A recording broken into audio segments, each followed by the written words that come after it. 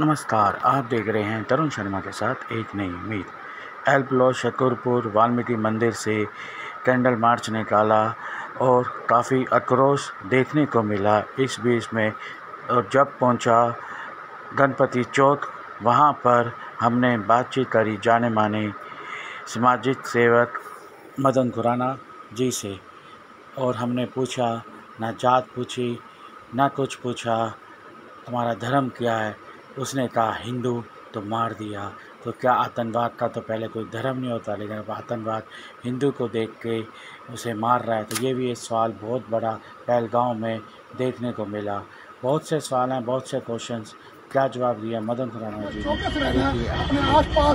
ने? आपने दिल्ली का नाम लिया, तो मैं दिल्ली का सीलमपुर का हादसा पूछना चाहूंगा कि जब आपके पास मीडिया के माध्यम से आया कि सर सीलमपुर में हुआ ये, इसका तो जिगर नहीं है मैं कहूँगा, लेकिन जिगर होना भी तो चाहिए। सेफ है कौन? वो भी जो मरा है बच्चा ही है, वो भी हिंदू ही है। वो मारा किसने? जैंट एक महिला और उसके साथ उन्होंने भेजे हुए तो वो मुस्लिम। ये भी तो सवाल उठ रहा है। ये सवाल जो आज मैं फिर से पूछ रहा हूँ, मैंने हर एक से पूछा, हर कोई कह रहा है मेरे से ये क्यों पूछा, क्यों ना पूछा जाएगा।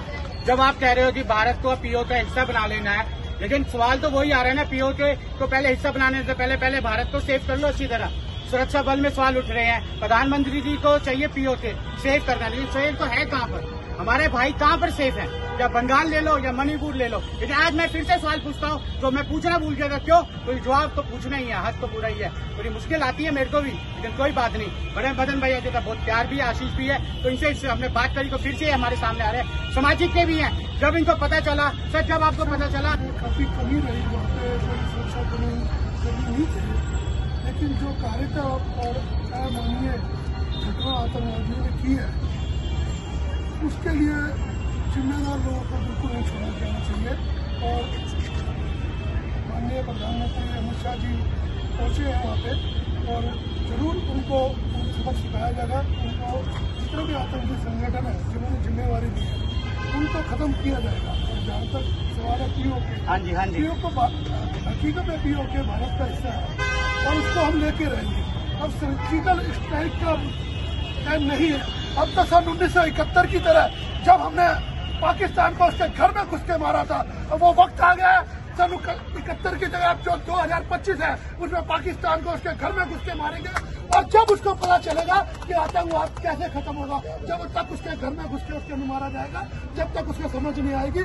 अब हमें पूरे हिंदुस्तान को, सभी राजनीतिक दलों को ये एक बैठक करनी चाहिए और साथ ही साथ पाकिस्तान पर आक्रमण कर उसको उसके घर में घुस के मारना चाहिए। जब ही हम पीओके को शामिल कर पाएंगे, उसको हासिल कर पाएंगे, क्योंकि पीओके भारत का हिस्सा है और उसको हम लेके रहेंगे। देश के गद्दारों को कैसे करा जाएगा, ये भी सवाल उठ रहा है सर। जब तक देश का गद्दार खत्म नहीं होगा, कुछ ऐसे गद्दार हैं जिसकी वजह से वहाँ पे स्ट्रॉन्ग बन जाते हैं और आ जाते हैं। ऐसा ही कुछ हमें पहलवान में देखने को मिला है सर। ये बात आपकी तरुण जी सही है कि गद्दार बहुत है इस देश में। उन गद्दारों को चुन चुन के मारना जाना चाहिए। और जब एकजुटता हो जाती है, जब हमें ये हो जाता है कि हम भारत के ही वासी हैं, भारत में ही रहने वाले लोग हैं, तो हमें इस आतंकवाद से निपटने में टाइम नहीं लगेगा और गद्दारों को उनकी सजा जरूर मिलेगी।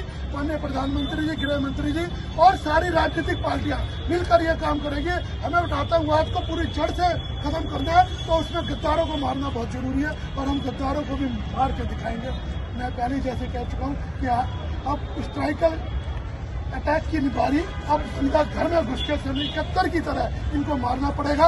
और जब ही इनको सबक मिलेगा, इनको उससे पहले सबक मिलने वाला नहीं। और फौजियों को अगर कमी पड़ेगी फौजी की, तो हम भी तैयार हैं उस युद्ध को लड़ने के लिए। हम तो कहते हैं लाओ AK-47 हमारे हाथ में और चलो हम सीमा पर लड़ेंगे। क्यों भाई साहब? बिल्कुल ठीक कहा। हर भारतवासी का फर्ज बनता है कि जो सरकारें और फौजी तो कर रहे हैं, हमें अपने स्तर पर भी, क्योंकि अब बिल्कुल दिल्ली में भी ऐसी घटना हो सकती है जैसा का बोला, तो हमें चौकस रहना है अपने आसपास। आपने दिल्ली का नाम लिया, तो मैं दिल्ली का सीलमपुर का हादसा पूछना चाहूंगा कि जब आपके पास मीडिया के माध्यम से आया कि सर सीलमपुर में हुआ ये, इसका तो जिगर नहीं है मैं कहूँगा, लेकिन जिगर होना भी तो चाहिए।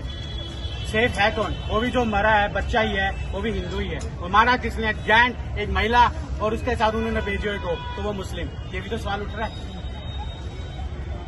आपकी बात बिल्कुल सही है। सीलमपुर की घटना भी बहुत निंदनीय है, शोभनीय घटना है। कि काफी लोगों ने मिलकर एक हिंदू लड़के को मारा, उसकी सजा भी पुलिस कानून देगा उनको। लेकिन ऐसी घटनाओं को रोकने के लिए हमारे को कानून और सरकारों पे विश्वास रखना पड़ेगा। कानून सबसे बढ़कर है, कानून उनको सजा देगा और हमें भी सतर्क रहना पड़ेगा कि ऐसी अमानवीय और निंदनीय घटना ना हो, उसके लिए हमें सतर्क रहना। बहुत बहुत धन्यवाद हमारे साथ।